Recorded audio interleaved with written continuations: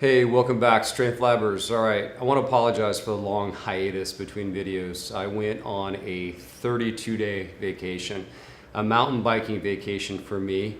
My wife and my daughter got to see family, but I got to do a lot of biking. And I went through the Sierra Nevada, California area for about a week, did some mountain biking in that area.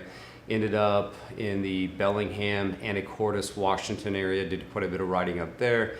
And then on the way back down to Phoenix, Arizona, which is where I live, did quite a bit of riding in Moab, Utah, which is one of my favorite places. I love the desert in general and I love the heat. But anyway, that is why there's been such a long break between videos. Today I want to hit microtrauma. Microtrauma is why you lift weights. It's really the only goal. That's what you're trying to achieve when you go in and lift weights. So decades ago, there were studies that were done and they used 3 sets. So you'll hear people talk about why I did 3 sets for this, I did 3 sets for that. It's kind of common parlance or kind of the gold standard in how many sets you do for an exercise. It's not important that you do 3 sets. The reason I say that is 3 sets is what they used in the study that showed that lifting weights causes hypertrophy. That's an increase in strength. They happened to use 3 sets. They would have found the same thing had they used 2 sets or 4 sets, 5 sets. In many cases, 1 set, if done effectively, will show hypertrophy. So don't get lost on 3 sets. So microtrauma is a lot like this. This is what it sounds like. When I go and I lift weights, I might do 8 sets of pull-ups. I might do 12 sets of pull-ups. For me, that's how many sets it takes to wear me out and break me down. Where somebody else might do 3 sets of pull-ups and they're absolutely scorched the next day. Microtrauma, the feeling of microscopic damage is, you know what? I'm kind of feeling this. I'm not overly sore, but I can tell I did something. That is how it should feel if you're 40 plus. If you're too sore to get off the toilet because you did too much for your legs, that's what I loosely call macro trauma.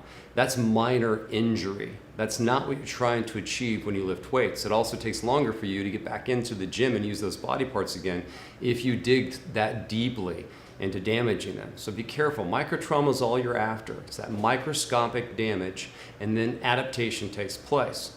So it could be at 2 sets. It could be at 10 sets. I've been known to do 15 sets of pull-ups before I really get damaged. That was a few years back. I don't do that many now, but you see my point, what I'm trying to drive at here.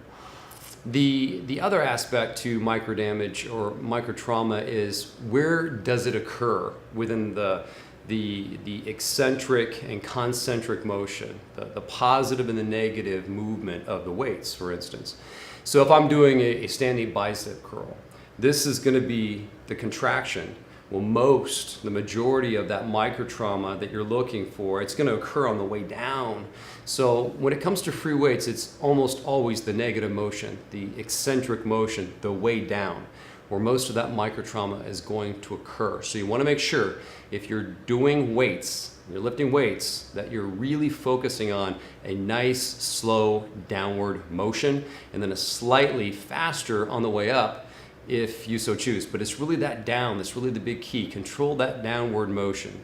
Think of microtrauma as painting, and think of resistance training as painting.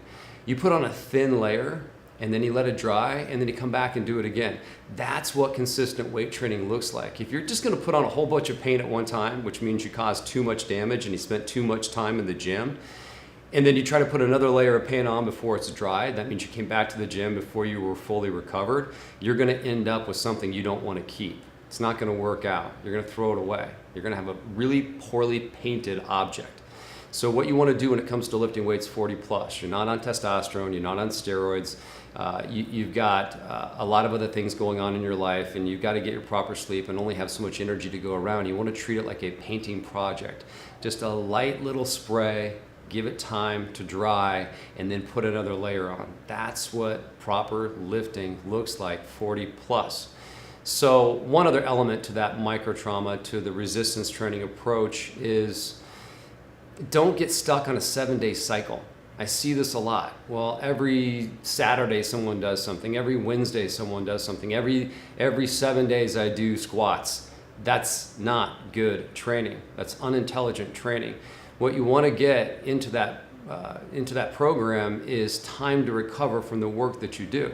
So I personally might do legs every 10 days. I might do the next round at 8 days. I might do the next round at 12 days. It depends on how much damage I did and how many of the things I'm doing outside of the gym as well. So I take all that stuff into consideration as my hormone system puts me back together again.